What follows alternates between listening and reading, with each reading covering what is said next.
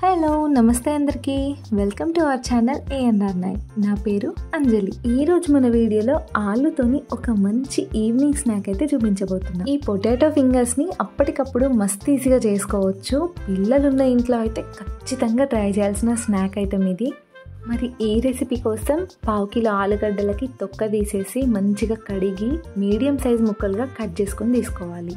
ఇప్పుడు స్టవ్ మీద ఒక గిన్నెలో కొన్ని నీళ్లు పోసి అందులో ఈ ఆలుగడ్డ ముక్కలు వేసుకోవాలి. అందులోనే ఒక చిటికెడు ఉప్పు వేసి కొంచెం అటు ఇటు కలిపి ఒక 15 నిమిషాల పాటు ఆలుగడ్డ మెత్తగా అయ్యేంత వరకు ఉడికించుకోవాలి. ఇట్లా ఆలుగడ్డ ముక్కలు మంచిగా ఉడికిన తర్వాత వాటర్ని మొత్తం వంపేసి ఒక మిక్సింగ్ బౌల్లోకి ఆలుగడ్డ ముక్కల్ని తీసుకోవాలి.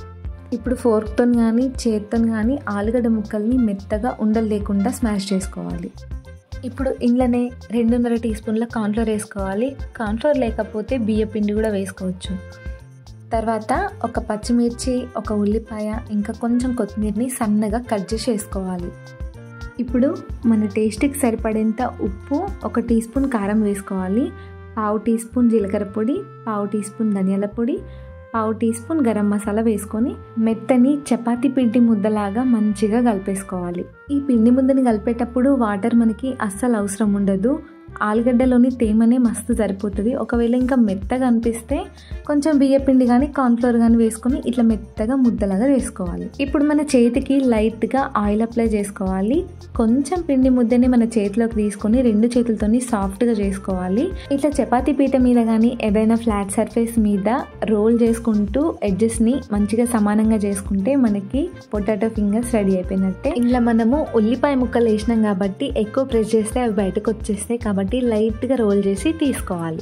ఈ విధంగా పిండి మొత్తాన్ని ఒకేసారి పొటాటో ఫింగర్స్ చేసి రెడీగా పెట్టేసుకోవాలి.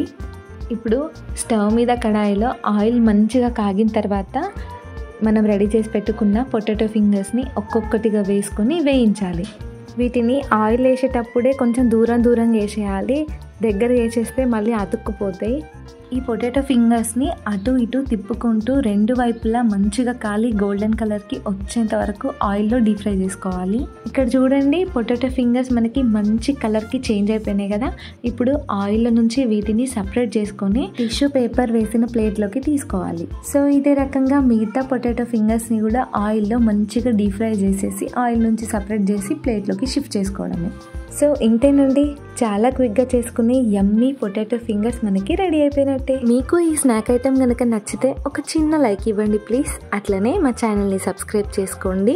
బెల్ ఐకాన్ క్లిక్ చేయడం మాత్రం అస్సలు మర్చిపోకండి.